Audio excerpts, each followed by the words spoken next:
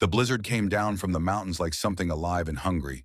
It swept across the Montana wilderness with a fury that turned the world into a wall of white. Snow fell so thick it erased the boundary between earth and sky. Wind howled through the valleys at 90 kilometers per hour, driving ice crystals like needles into anything foolish enough to stand in its path. And in the middle of this frozen hell sat Camp Mercy. The field hospital was never meant to be permanent. 6 months ago, it was supposed to be a temporary facility, a staging area for a humanitarian organization providing medical care to remote communities along the Canadian border. But temporary had a way of becoming permanent out here, where the nearest real hospital was 100 miles away, and the roads became impassable for months at a time. Now Camp Mercy was a collection of reinforced tents and prefabricated buildings huddled together against the cold. Generators rumbled constantly, burning through fuel they could barely afford, keeping the lights on and the heating systems running. Everything smelled of diesel and disinfectant and the particular staleness of recycled air.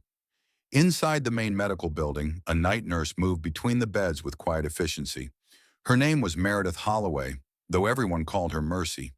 She was 28 years old, with dark hair pulled back in a practical ponytail and eyes the color of winter sky. She wore standard medical scrubs under a fleece jacket, and she moved through the ward like someone who had learned to be invisible. Most people never really looked at her. If they had, they might have noticed certain things. The way she always positioned herself with a clear view of the exits. The way her eyes swept the room in regular intervals, cataloging details that had nothing to do with patient care. The way her hands moved with a precision that seemed almost mechanical. But nobody noticed. Nobody ever did. That was exactly how Mercy wanted it. She checked the IV drip on bed 4, adjusted the oxygen flow on bed 7, changed the dressing on bed 12 with movements so practiced they required no conscious thought. Her mind was elsewhere, running calculations she tried not to acknowledge. 3 exits in the main ward, primary entrance facing the compound center, side door to the supply wing, rear access leading to the generator building, canvas walls on 2 sides, prefabricated panels on the others, 23 steps to the medical supply cabinet, 14 patients currently in the ward, 9 ambulatory, 5 bedridden. She caught herself cataloging and forced her attention back to her work. Some habits died harder than others. Dr. Samuel Crawford found her in the supply room an hour before midnight. He was 62 years old with silver hair and the kind of weathered face that spoke of decades spent in difficult places. He had been a combat medic during Desert Storm in 1991, then a trauma surgeon in Chicago, then something else entirely before washing up at Camp Mercy 18 months ago. Crawford was the only person in the facility who made Mercy nervous. Not because he was threatening, because he saw too much. "Storm's getting worse," he said, leaning against the doorframe. "Radio says it might last another 48 hours. "I heard." Mercy continued counting morphine vials, marking quantities on her clipboard. "Supply convoy won't make it through." "No, we'll have to ration, especially the antibiotics." Crawford paused, watching her work. "You've already inventoried everything, haven't you?" "Standard procedure before a major storm." "Standard procedure." Crawford's voice was carefully neutral. "You also checked the emergency exits, tested the backup generator, and mapped the sight lines from the guard posts. I watched you do it this afternoon." Mercy's hand stopped moving for just a moment. Then she resumed counting. "I like to be prepared." "I'm sure you do." Crawford stepped into the room, lowering his voice. "Where did you serve, Holloway? Before this?" "I didn't serve anywhere. I'm just a nurse. I spent 30 years around military personnel. I know what training looks like. I know what hypervigilance looks like." He paused. "I know what someone looks like when they're constantly planning escape routes." Mercy set down her clipboard and met his eyes for the first time. "With respect, Dr. Crawford, my background isn't relevant to my job performance. I'm a good nurse. That's all that matters." Crawford studied her for a long moment. Then he nodded slowly. "You're right. It's not my business." He turned to leave, then paused at the door. "But Mercy, whatever you're running from, whatever you're trying to forget, I hope you know that some things can't be outrun. They just wait until you stop moving." He left before she could respond. Mercy stood alone in the supply room, her hands gripping the edge of the counter until her knuckles went white. Her heart rate had elevated. Her breathing had quickened. She could feel the old familiar tightness in her chest. 3 years. 3 years she had been running. 3 years she had been hiding. 3 years she had been trying to become someone else. Someone who saved lives instead of ending them. Someone who could sleep through the night without seeing faces she would never forget. 3 years and it still wasn't enough. She closed her eyes and forced herself through the calming ritual. 4 counts in. Hold. 6 counts out. The technique was automatic now, drilled into her during countless hours of training at Fort Bragg. Training she wasn't supposed to remember. Training that belonged to someone else. A ghost she had left behind in the Syrian desert, standing over the body of a child. Mercy opened her eyes and finished her inventory. Some ghosts refused to stay buried. Lieutenant Jake Brennan was smoking outside the security office when Mercy passed by on her rounds. He was 35, with the build of someone who had once been in excellent shape and was now fighting a losing battle against desk work and processed food. Former Marine, 2 tours in Afghanistan, now head of Camp Mercy's 12-person security detail. He thought he was the most dangerous person in the facility. He was wrong. Evening, Holloway. Brennan's tone carried the particular condescension he reserved for medical staff. Making your rounds? That's my job, Lieutenant. Right. Bandages and bedpans. He took a long drag from his cigarette. Must be exciting work. Mercy didn't respond. She had learned long ago that silence was more effective than argument. Brennan wanted a reaction, denying him that satisfaction was its own small victory. You know, Brennan continued, I've been meaning to talk to you about something. The way you move around this compound, always checking corners, always watching the perimeter. It's a little strange for a nurse. I'm observant. Yeah, that's one word for it. He dropped his cigarette and ground it under his boot. Another word might be paranoid or suspicious. He stepped closer, lowering his voice. I've got my eye on you, Holloway. Something about you doesn't add up. Mercy met his gaze without flinching. I'm just trying to do my job, Lieutenant. Maybe you should focus on yours. She walked away before he could respond, but she could feel his eyes on her back all the way across the compound. Brennan was suspicious. That was dangerous, but it was also inevitable. She had always known she couldn't hide forever. The question was whether she could hide long enough. The patient in bed 3 had been unconscious for 5 days. He had arrived by helicopter in the middle of the night, accompanied by 2 men in civilian clothes who spoke with the clipped efficiency of government operatives. No identification, no medical history, no explanation. Just a middle-aged man with a gunshot wound to the shoulder and orders to keep him alive at all costs. The official story was that he was a civilian contractor caught in crossfire during a border incident. The unofficial story, whispered among the staff, was considerably more interesting. Mercy had recognized the tattoo on his forearm the moment she first changed his dressing. A small symbol, easily overlooked, hidden among what appeared to be decorative ink. CIA Special Activities Division. She hadn't said anything to anyone. Some secrets were better left undisturbed. But tonight, as she checked his vital signs, Dr. Crawford appeared at her shoulder. His name is Douglas Ashford, Crawford said quietly. Colonel Douglas Ashford, retired, former head of CIA Black Operations in Eastern Europe. Mercy didn't react. She continued noting the patient's blood pressure, pulse, oxygen levels. 8 months ago, Crawford continued, he commanded a strike operation against a mercenary group called the Kozlov Organization, Russian ex-military operating in Ukraine. The operation was considered a complete success, 47 hostiles eliminated. Why are you telling me this? Crawford glanced around to ensure they were alone. Because among those 47 casualties were Viktor Kozlov's wife and 7-year-old daughter. They were in the building when the missiles hit. Ashford knew they were there. Intelligence was clear. He ordered the strike anyway. Mercy's hand stopped moving. Collateral damage, Crawford said. That's what they called it. Acceptable losses in pursuit of a high-value target. His voice was bitter. Viktor Kozlov survived. He's been hunting Ashford ever since. There's a $5 million bounty on his head.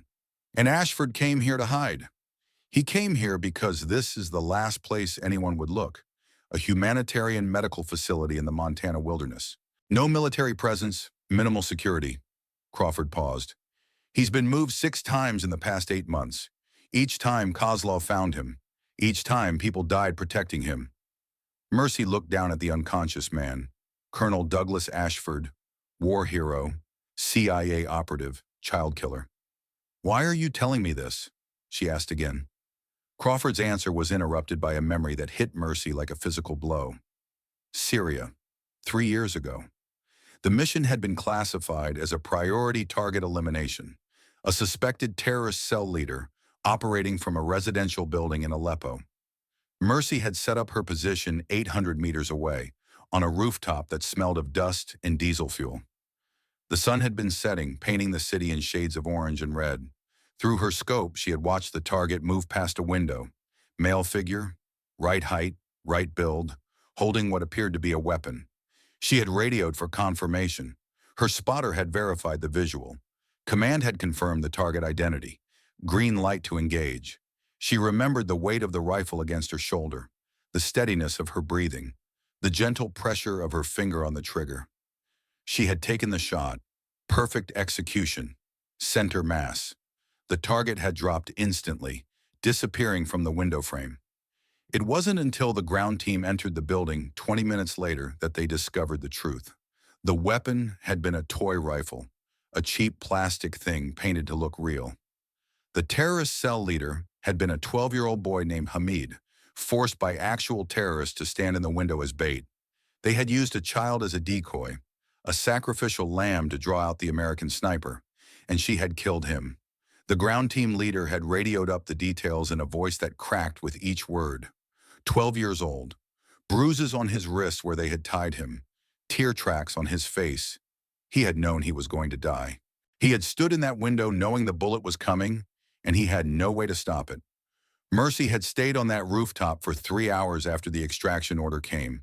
She had stared through her scope at the window where Hamid had stood, watching his blood dry on the glass, until her commanding officer physically dragged her to the helicopter.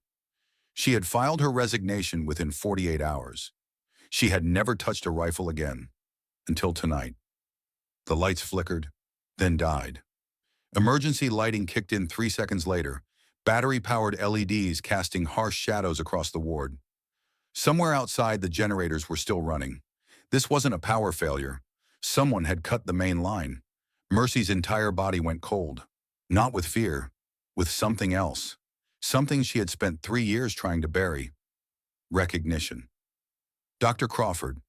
Her voice was calm, steady, completely at odds with the adrenaline suddenly flooding her system. "Get to the supply room. Lock the door. Don't come out until I tell you it's safe." "Mercy, what? Now?" Crawford stared at her. In the dim emergency lighting, something in her eyes had changed, something that made him take an involuntary step backward. He had seen that look before, in the eyes of men who had done terrible things and were prepared to do them again. "Go," Mercy said. "Protect the patients you can. Leave the rest to me." Crawford went. Mercy stood alone in the ward, her heart rate dropping, her breathing slowing, her senses sharpening with predatory clarity.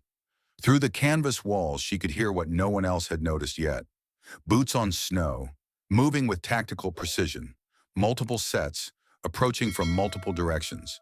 She counted 12 distinct footfalls, 12 hostiles. Her mind ran the calculations automatically. 12 against 1. Unfavorable odds in a direct confrontation. But she wasn't planning a direct confrontation. She was planning something else entirely. Mercy moved to the medical supply cabinet. Her hands found the small compartment behind the bottom shelf where she had hidden certain items during her first week at Camp Mercy. A surgical scalpel, a steel rod from an orthopedic kit, a roll of medical tape. Not weapons by design, but in the right hands, anything could be a weapon. Her hands were the right hands. She was in position behind the intake desk when they came through the doors. The first insurgent entered fast and low, rifle sweeping the room. Professional, military training, Russian from the equipment and the way he moved. The second came through a heartbeat later, covering his partner's blind spots. Then more, flooding through the main entrance, the side door, the rear access, exactly as she had anticipated. 12 men in mismatched tactical gear, carrying weapons ranging from military-issue assault rifles to modified civilian firearms. Their faces were covered against the cold, only their eyes visible. But she could read their body language. Tense, aggressive, determined. These weren't common criminals. These were professionals on a mission. They gathered the patients and staff with brutal efficiency. Anyone who resisted was struck down. Lieutenant Brennan tried to fight and earned a broken arm for his trouble. Brooke Hartley, the communications specialist, was dragged from the radio room with her hands already zip-tied. Mercy let them take her without resistance. She positioned herself on the floor with the other captives, her hands visible, her posture submissive, non-threatening, invisible. Just another scared nurse. The leader entered last. Viktor Kozlov was 45 years old, with the build of someone who had spent decades in physical conditioning and the eyes of someone who had stopped caring whether he lived or died. A scar ran from his left temple to his jaw, disappearing into the tactical mask that covered the lower half of his face. He moved through the room like a predator surveying prey. "Find Colonel Ashford," he said. His English was accented but clear. "He's here somewhere. Check every bed, every room, every corner of this facility." His men spread out, searching with systematic thoroughness. Kozlov walked among the captives, studying faces. He stopped in front of Brennan. "You are security?" He nudged Brennan's broken arm with his boot. "This is what American security looks like? Pathetic." Brennan spat at him. Kozlov hit him across the face with the butt of his rifle. Blood sprayed across the floor. "Courage without competence," Kozlov said. "The worst kind." He continued down the line. Stopped in front of Mercy. "You," he said.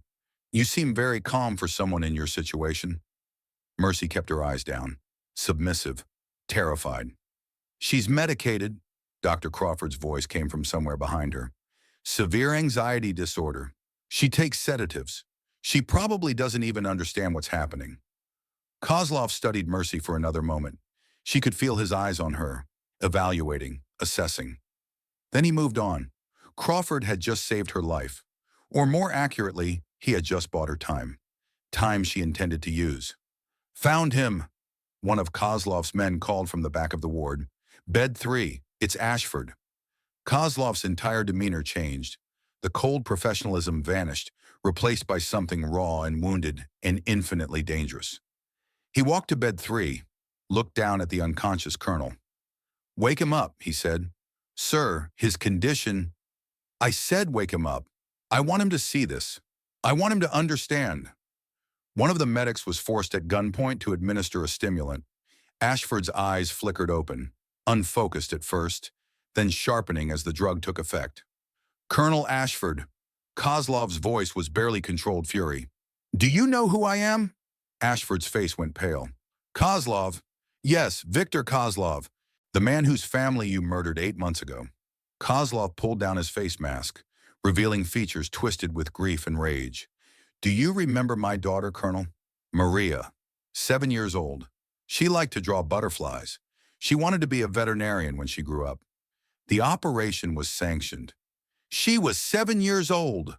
The scream echoed through the ward. Patients whimpered. Staff members sobbed. Even Kozlov's own men seemed unsettled by the raw pain in their leader's voice. "You knew," Kozlov continued, his voice dropping to something almost worse than the scream. "Intelligence confirmed there were women and children in that building. You ordered the strike anyway. You murdered my wife. You murdered my daughter. And you called it acceptable losses." Ashford said nothing. There was nothing he could say. Kozlov turned to face the assembled captives.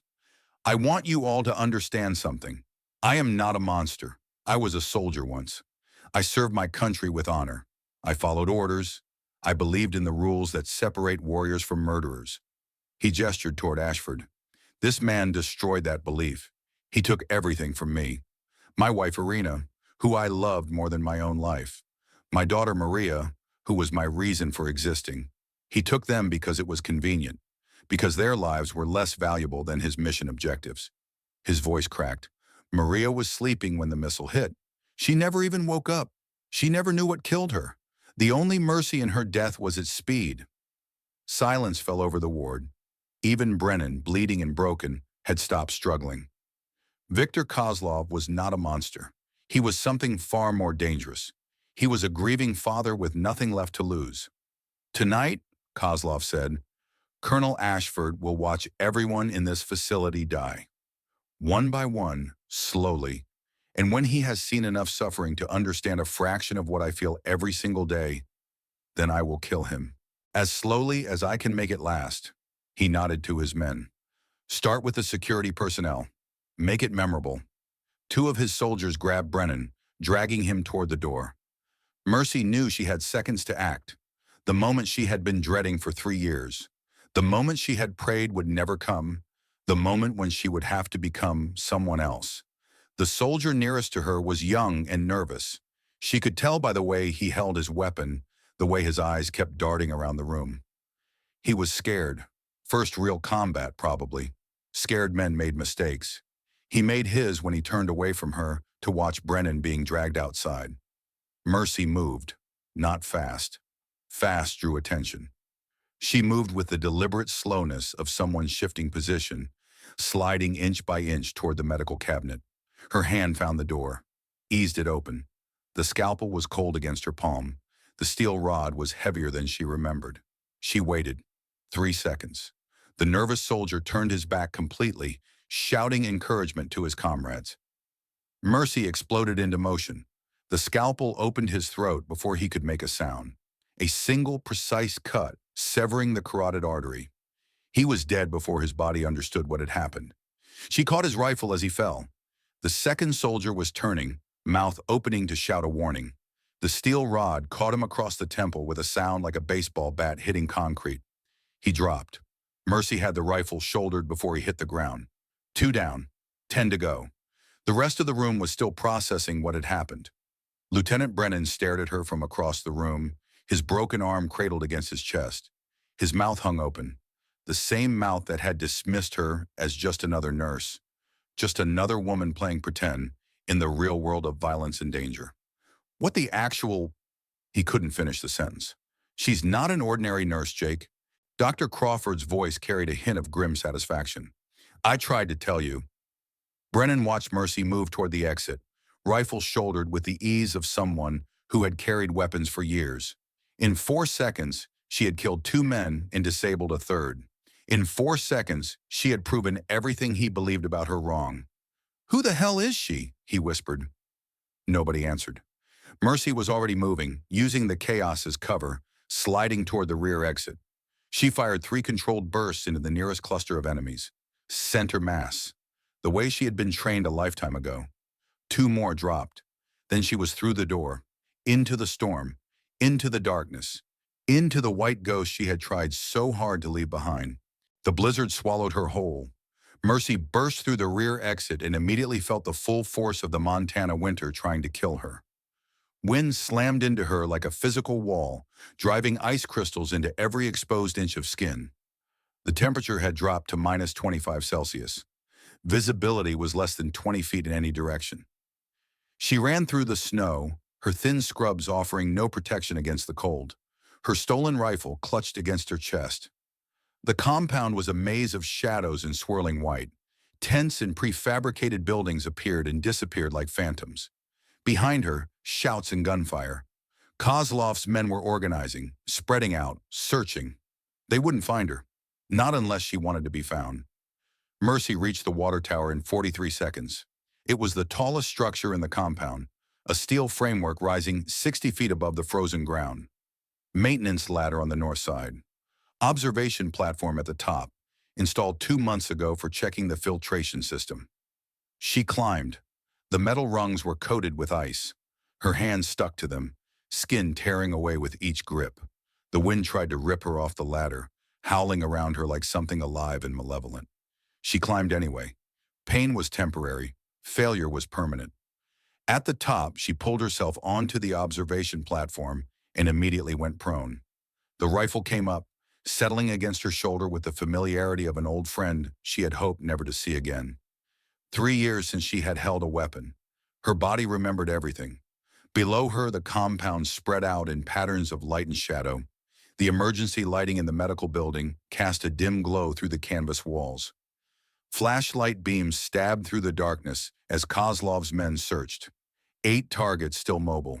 She had dropped 4 in the initial engagement. That left Viktor Kozlov and 7 soldiers, plus one more she didn't know about yet.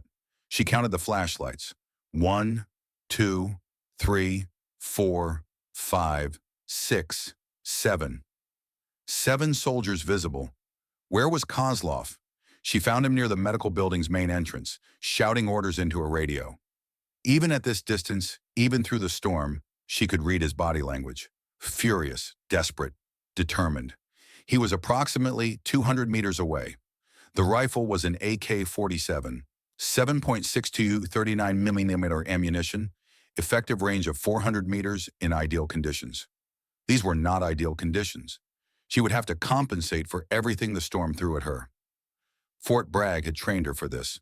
7 years ago, in the frozen mountains of Norway, she had put rounds on targets at 800 meters in conditions nearly as bad as these. Back then, she had been Staff Sergeant Meredith Holloway. Call sign, Ghost. Top sniper in Delta Force's most classified unit. Back then, she had believed in what she was doing.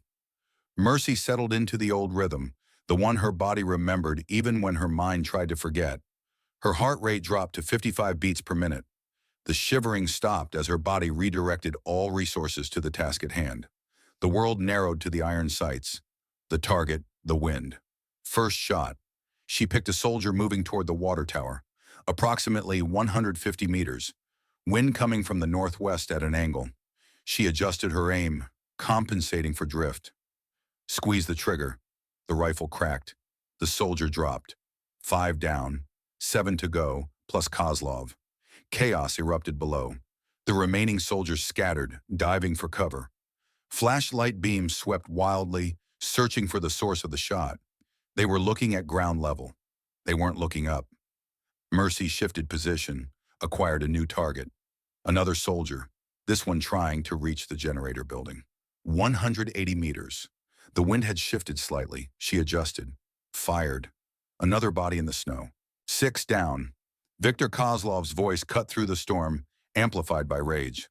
She's on the water tower. Concentrate fire. Bullets began impacting around her position. Wild shots, poorly aimed, but dangerous in their volume. She rolled to a new position on the platform, staying low, using the steel railings as minimal cover. Return fire was a risk. Each muzzle flash revealed her location. But staying static was a bigger risk. Eventually, one of those wild shots would find its mark. She chose movement. Over the next 8 minutes, Mercy engaged in a deadly game of hide-and-seek. She would fire from one position, immediately relocate to another, fire again. The platform was small, but she used every inch of it, never staying in one spot long enough for the enemy to zero in. 4 more soldiers fell. That left Kozlov and 2 others. Her ammunition was running low. 1 magazine remaining, maybe 20 rounds, and she was starting to feel the cold. Hypothermia was setting in. Her fingers were losing fine motor control. Her movements were becoming sluggish. The thin scrubs were worse than useless against the Montana winter. She had maybe 15 more minutes before the cold killed her. 15 minutes to finish this. The radio in her pocket crackled. A voice she recognized. Mercy, this is Crawford. Can you hear me? She hadn't realized she had grabbed a radio from one of the soldiers she killed. I hear you. Brennan managed to get free during the confusion. He's securing the patients in the supply room. Most of Kozlov's men are down. But Mercy, Crawford's voice was strained. Kozlov has a hostage, Corporal Price. He's threatening to execute him unless you surrender.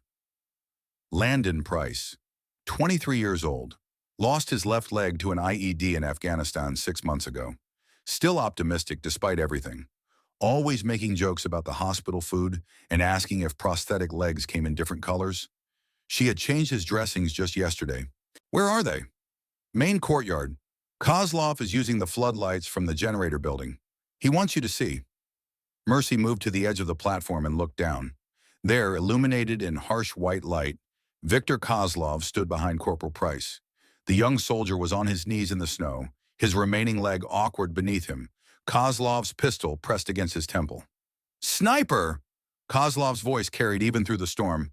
I know you can hear me. 30 seconds to show yourself, or this boy dies. Landon was crying. She could see that even from 60 feet up. but his voice was steady when he spoke. Don't, don't worry about me. Just shoot him. Kozlov hit him across the back of the head.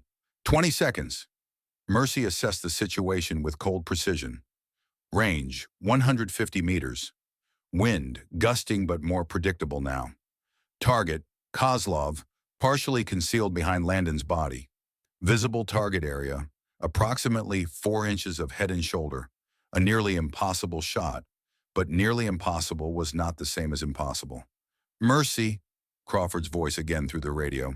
I don't know what you're planning, but I need you to know something. Whatever happened to you before this, whatever you're running from, you're not that person anymore. You've spent 3 years saving lives in this hospital. You've earned the right to be who you are now. I'm about to kill someone, doctor. To save someone else. There's a difference. Is there? Yes, I promise you, there is. 15 seconds. Mercy settled into position. The rifle felt like an extension of her body, the iron sights an extension of her eyes. Syria flashed through her mind. The window, the shot, the aftermath she could never undo. 10 seconds. Her hands were shaking now, not from cold, from memory. What if she was wrong again? What if she took the shot and missed by 2 inches and put a bullet through Landon Price's skull? What if she created another ghost to haunt her dreams? 5 seconds. Crawford's voice barely audible. Trust yourself, Mercy. You're not who you used to be, but you have the skills you need. Use them. Mercy exhaled. The world slowed down. She saw the snowflakes suspended in midair, each one a tiny crystal of frozen water. She saw the wind moving through the compound like a living thing, swirling and eddying in patterns she could read like a language she had never quite forgotten. She saw Viktor Kozlov's shoulder, exposed for just a moment as he shifted his weight. She fired. The bullet crossed 150 meters in 0.2 of a second. It struck Viktor Kozlov in the right shoulder, exactly where she had aimed. Not a kill shot, a disabling shot, deliberate. Kozlov spun away from Landon, his pistol flying from nerveless fingers. He collapsed into the snow, screaming in pain and rage. Landon Price fell forward, sobbing with relief. Mercy was already moving. She descended the water tower faster than she had climbed it, her cold-numbed hands barely registering the pain as skin tore away on the icy rungs. 10 down. Kozlov wounded. 2 soldiers still unaccounted for. She had miscounted. She realized it the moment her boots hit the ground and a voice spoke from behind her. Don't move. Young voice, scared voice, Russian accent. She turned slowly. Dmitry Kozlov stood 10 feet away, his rifle pointed at her chest. He was 19 years old. She could see that even in the storm. A boy trying desperately to be a man and failing. Tear tracks were frozen on his cheeks. His hands were shaking so badly the rifle barrel wavered in continuous motion. Victor's younger brother. She hadn't known he was here. He must have stayed hidden during the initial assault, waiting for exactly this moment. My brother, Ari, Dmitry said, his voice cracking. You shot my brother. Yes, I'm supposed to. He told me to kill me. Dmitry nodded miserably. Have you ever killed anyone before, Dmitry? His face crumpled. No, I never wanted. He made me come here. Said I had to help him avenge Maria. Maria, the 7-year-old sister who had died in the missile strike. Mercy looked at this boy, this child soldier forced into violence by grief and family loyalty, and she saw something she recognized. Herself, not who she was now, who she had been. A young woman recruited into a world of violence because she was good at it, because people in authority told her it was right and necessary. She had believed them. For years she had believed them. Until Syria. Dmitry. Mercy's voice was gentle now, the voice she used with frightened patience. Put the gun down. I can't. Victor will. Victor is wounded. He's not going anywhere. And I'm not going to hurt you. But you killed all those men. I killed men who were trying to murder innocent people. You haven't killed anyone. You haven't crossed that line. She took a step closer. Don't let tonight be the night you become something you can never undo. Dmitry's rifle wavered. Maria would hate this, Mercy continued. She was 7 years old. She drew butterflies. She wanted to help animals. Is this what she would want for you? Killing people in her name? Becoming a murderer because someone murdered her? Stop. Stop talking about her. I know what it's like to lose someone.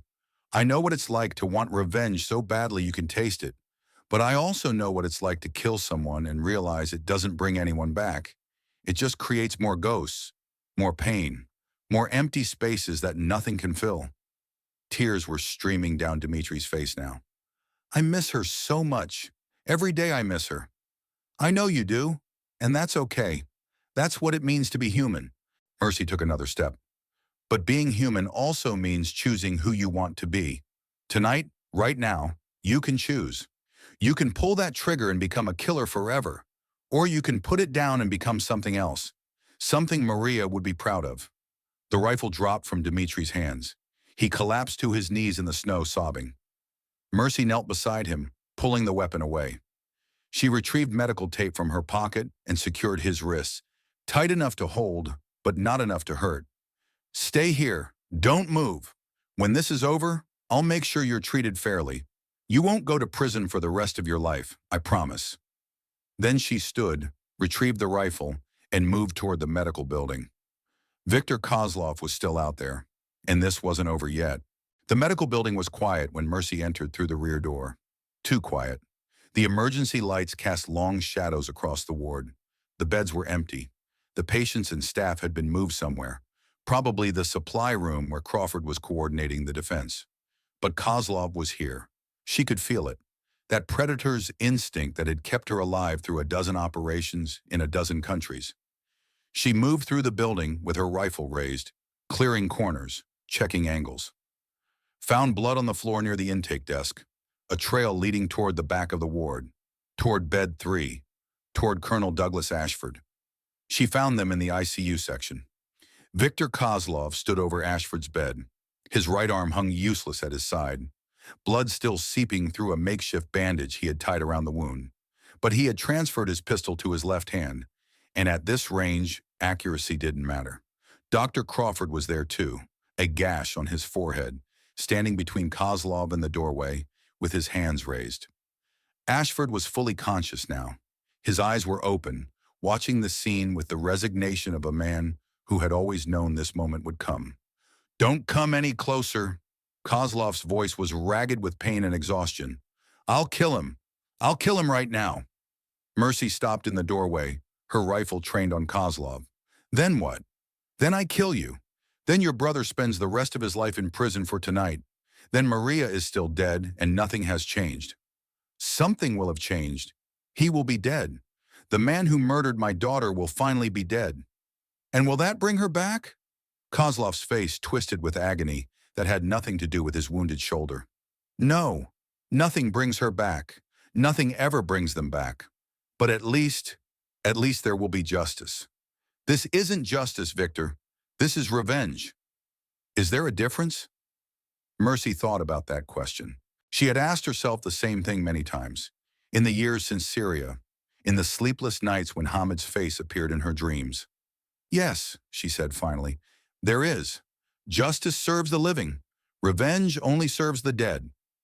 Crawford spoke then, his voice steady despite the situation. She's right, Kozlov. I've spent my entire life surrounded by death. I was a medic in Desert Storm. I've seen what revenge does to people. It doesn't end anything. It just creates more pain, more suffering, more reasons for the next round of killing. What do you know about my pain? I know enough. Crawford's voice softened. I know what it's like to lose someone you love. I know what it's like to want to make someone pay for that loss. But I also know that killing him won't fill the hole in your heart. Nothing will. You have to learn to live with it, to carry it, to let it make you better instead of destroying you. I can't live with it. Viktor's voice broke. I've tried. For 8 months I've tried. Every night I see her face. Every morning I reach for my wife and remember she's not there anymore. His eyes were wet now, tears mixing with the blood and sweat on his face. This is all I have left. This is the only thing that makes sense anymore. Ashford spoke then, his voice weak but clear. He's right. Everyone turned to look at him. What? Kozlov whispered. He's right. Ashford's eyes were fixed on the ceiling, unable or unwilling to meet anyone's gaze. I deserved to die. I knew they were there. Intelligence confirmed it. Women and children in the target building. I ordered the strike anyway. The room went completely silent. The mission objective was the Kozlov compound, Ashford continued. Primary target was Victor himself. When we learned he wasn't there, I should have called it off. Protocol demanded it. Common decency demanded it. But there was pressure from above. Political pressure. The operation had already been announced to certain parties. Canceling would have been embarrassing. Embarrassing? Kozlov's voice was barely audible. So I made a calculation. Acceptable losses, collateral damage. The words we use to make murder sound like arithmetic. Ashford finally looked at Kozlov. Your wife and daughter died because I was more afraid of looking weak than I was of killing innocents. They died because I valued my career more than their lives. Mercy felt something shift in the room. She had expected Ashford to deny it, to make excuses, to hide behind protocol and chain of command and the fog of war. The confession changed everything. You knew. Kozlov's gun hand was shaking now. You knew Maria was there. You killed her on purpose. I killed her because she didn't matter to me. She was a line on a report, a statistical probability, a number in an equation. Ashford closed his eyes. I didn't see a 7-year-old girl drawing butterflies. I saw an acceptable casualty rate. And now I see her every night. Now I hear her voice asking why. Now I understand what I took from you, and from her, and from myself. Ashford opened his eyes. I've thought about it every day since. I've tried to justify it. I can't. There is no justification. I'm a murderer. The only difference between me and the men I hunt is that I have a flag to hide behind. Kozlov raised the pistol. Mercy tightened her finger on the trigger. Wait. Crawford stepped forward, hands raised. Kozlov, Victor, listen to me.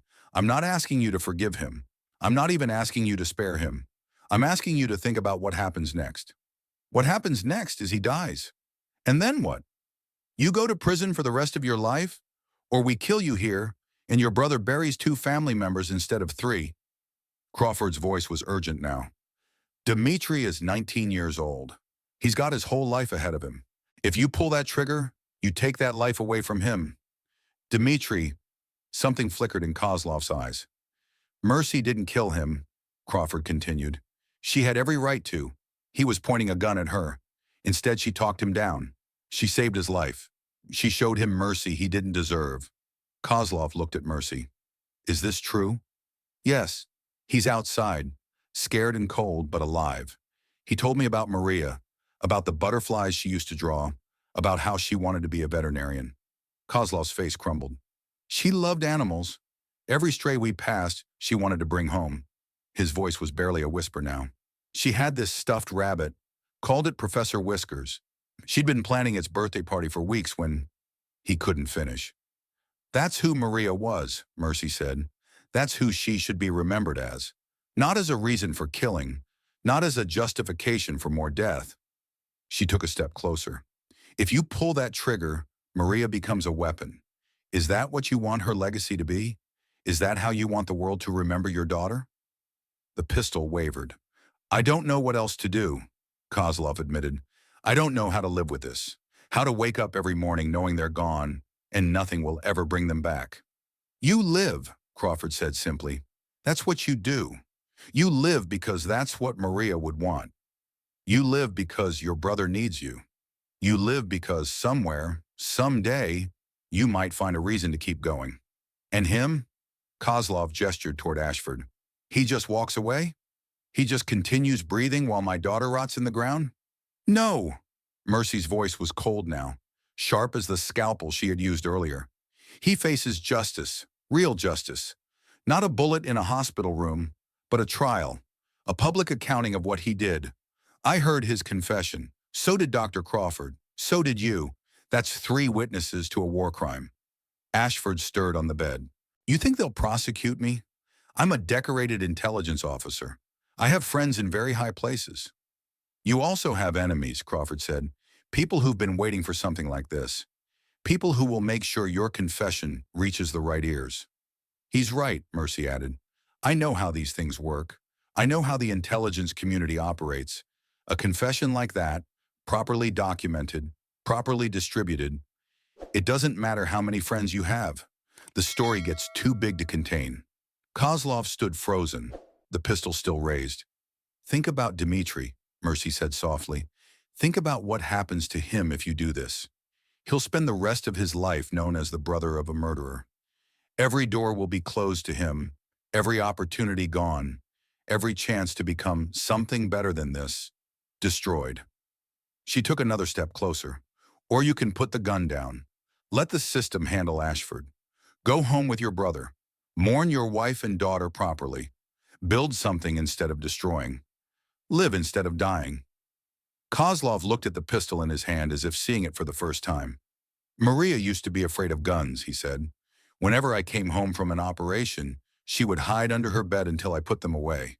She said they made her feel sad. His hand dropped to his side. I don't want her to be sad anymore.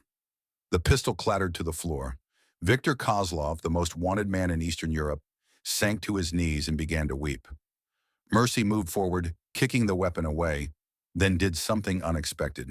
She knelt beside him and put a hand on his shoulder. You made the right choice. Did I? He looked up at her with red-rimmed eyes. I still want him dead.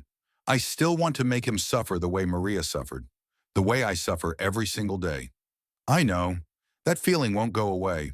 But you chose not to act on it. That's what matters. That's what separates us from the monsters. What do you know about monsters? Mercy was quiet for a moment. 3 years ago, I killed a child, a 12-year-old boy in Syria. His name was Hamid. I was a sniper. I followed orders. The intelligence was wrong, and I put a bullet through his heart. Kozlov stared at her. I've spent every day since then trying to become someone else. Someone who saves lives instead of taking them. Someone who deserves to keep breathing despite what I did. She met his eyes. It doesn't work. Not completely. The ghosts don't go away, but you learn to carry them. You learn to let them make you better instead of worse. How? I don't know. I'm still figuring it out. She helped him to his feet. But I think it starts with choices like the one you just made. Small moments where you choose mercy over revenge, healing over destruction, life over death. Crawford moved to restrain Kozlov, but Mercy shook her head. He's not a threat anymore. He killed our people tonight. His men killed our people. He gave the orders, but he never pulled a trigger himself. She looked at Kozlov. That counts for something. Not much, but something. Outside, the blizzard was finally beginning to weaken. The first gray light of dawn was filtering through the clouds. It was over. The aftermath took 3 days to fully process. FBI arrived the morning after the attack, followed by National Guard units and a whole alphabet soup of government agencies. The compound was declared a crime scene. Everyone was interviewed repeatedly. Statements were taken. Evidence was collected. 10 of Kozlov's men were confirmed dead. Mercy had killed 8 of them personally. Lieutenant Brennan, despite his broken arm, had managed to take down 2 more during the chaos when Mercy first engaged. Viktor Kozlov was in federal custody, wounded but alive. His brother Dmitri had surrendered without firing a shot and was enrolled in a witness protection program. Colonel Douglas Ashford was arrested on charges of war crimes and conspiracy to commit murder. His confession, witnessed by 3 people and recorded on Crawford's phone, had been distributed to every major news organization within hours of the attack. His friends in high places had suddenly become very scarce. Corporal Landon Price was transferred to a proper VA hospital, where he immediately began flirting with the nurses. He told everyone who would listen about the night a quiet lady named Mercy had saved his life by making an impossible shot through a blizzard. Dr. Samuel Crawford submitted his resignation from Camp Mercy, effective immediately. He found Mercy in the supply room on his last day, doing inventory just as she had been doing the night everything changed. "You're leaving?" she asked without looking up. "I think I've had enough excitement for one lifetime." Crawford leaned against the doorframe, watching her work. "The question is, are you staying?" "I haven't decided yet. Pentagon called. I imagine they have some questions about a nurse who single-handedly eliminated a military-trained assault team." "I imagine they do. They'll want you back. Skills like yours don't come along often." Mercy finally set down her clipboard and met his eyes. 3 days ago, I killed 8 people. I did it efficiently, professionally, without hesitation. And part of me, she paused, part of me felt alive for the first time in 3 years. The clarity, the certainty, knowing exactly what needed to be done and being capable of doing it. That scares you. It terrifies me because I spent 3 years trying to become someone who doesn't feel that way. And in one night, all of that work, she shook her head. I don't know who I am anymore. Crawford moved into the room and sat down on a supply crate. Can I tell you something? Something I've never told anyone? Mercy nodded. During Desert Storm, I was assigned to a field hospital, not unlike this one. One night, we were overrun by Republican Guard forces. Everyone was killed. Everyone except me. How did you survive? I hid. Crawford's voice was flat with old shame. I crawled into a supply closet and I hid while they executed my friends. I listened to them die and I did nothing. Mercy said nothing. For 30 years, I've carried that guilt, wondering what would have happened if I had fought back, if I had done something. Maybe I would have died, but at least I would have died with honor. Or you would have died uselessly, and 30 years of patients would have lost their doctor. Maybe that's what I tell myself. Crawford looked at her directly. You didn't hide, Mercy. When the moment came, you acted. You saved everyone in this facility. Yes, you killed people to do it, but you killed people who were actively trying to murder innocents. That's not something to be ashamed of. Then why do I feel ashamed? Because you're human, because taking a life should feel terrible, even when it's necessary. The day it stops bothering you is the day you really do become a monster. Mercy considered this. Pentagon wants me back. They say my skills are too valuable to waste on nursing. And what do you want? I don't know. She picked up the clipboard again, then set it down. I spent 3 years trying to become a healer, trying to atone for what I did in Syria. I thought if I saved enough lives, I might eventually feel clean. Does it work? No. Hamid is still dead. No amount of bandages or IV drips will change that. She looked at Crawford. But 3 nights ago, I saved Landon Price. I saved Dmitry Kozlov. I made choices that let people live instead of die. That has to count for something. It counts for everything. Mercy nodded slowly. I'm going to stay, not because I deserve to be here, not because I've earned it, but because this is where I can do the most good with what I am. Which is what? Both things. Healer and killer, nurse and sniper, mercy and ghost. She smiled slightly. I spent 3 years trying to choose one or the other. Maybe the answer is accepting both. Crawford stood up and extended his hand. For what it's worth, I think you've already accepted it. That night when you made that shot to save Price, you didn't hesitate. You didn't freeze. You trusted yourself. I trusted the training. Same thing. He shook her hand firmly. Take care of yourself, Mercy. And if you ever need anything, a reference, a friend, a shoulder to cry on, you know where to find me. Same to you, Doctor. Crawford left. Mercy stood alone in the supply room for a long time, thinking. She looked down at her hands, surgeon's hands, sniper's hands. The same hands had held scalpels and rifles, had saved lives and ended them. She had spent 3 years trying to escape who she was. Now she understood that escape was impossible. The question wasn't whether she could change. The question was whether she could integrate, whether she could take all the different pieces of herself, the healer and the killer, the nurse and the ghost, and turn them into something whole. She didn't have an answer yet, but for the first time in 3 years, she wasn't afraid of the question. 1 week after the attack, Mercy stood outside the medical building at dawn. The blizzard was long gone. The snow was melting. The sun was rising over the Montana mountains, painting the sky in shades of gold and pink. Lieutenant Brennan found her there. Holloway, I've been looking for you. Lieutenant. He was wearing a cast on his arm and a different expression on his face. Humbler, more thoughtful. I owe you an apology. Before all this, I said some things. I made assumptions. You were suspicious of someone who seemed out of place. That's good instinct for a security officer. It's also narrow-minded. He struggled with the words. I spent 20 years in the Marines. I thought I knew what warriors looked like. Turns out I didn't know anything. Mercy said nothing. That shot you made. To save Price. In those conditions, at that distance, with those stakes, Brennan shook his head. I've known Special Forces operators who couldn't have made that shot. I've known career snipers who would have choked under that pressure. I got lucky. Bullshit. That wasn't luck. That was something else entirely. He met her eyes. I don't know what you did before this. I don't know what made you leave it behind. But whatever it was, whoever you were, I'm glad you were here that night. So am I. Brennan nodded awkwardly. Anyway, I just wanted to say that, and to let you know that if you ever need anything, if anyone ever gives you trouble about what happened, you've got a Marine in your corner. He walked away, leaving Mercy alone with the sunrise. She thought about his words, about Crawford's words, about the choices she had made and the choices that still lay ahead. Somewhere in a federal detention facility, Victor Kozlov was awaiting trial. He would probably spend decades in prison, but he would spend them knowing that his brother was free, that his daughter's killer had been exposed, that the truth had finally come to light. Was that justice? Mercy didn't know, but it was something. Something better than more death, more revenge, more ghosts.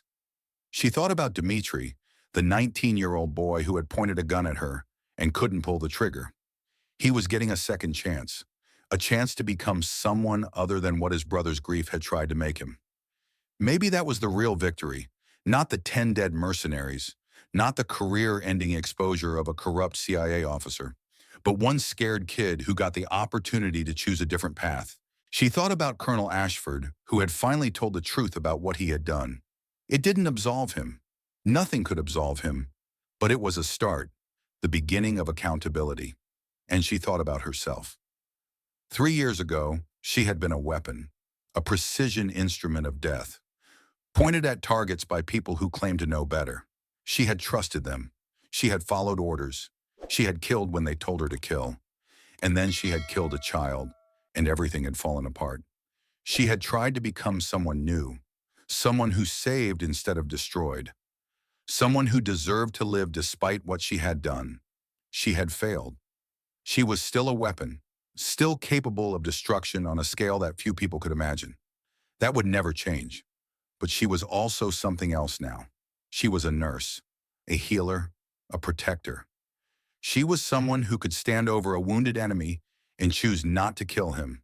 Someone who could talk a frightened boy down from violence. Someone who could make the impossible shot to save an innocent life.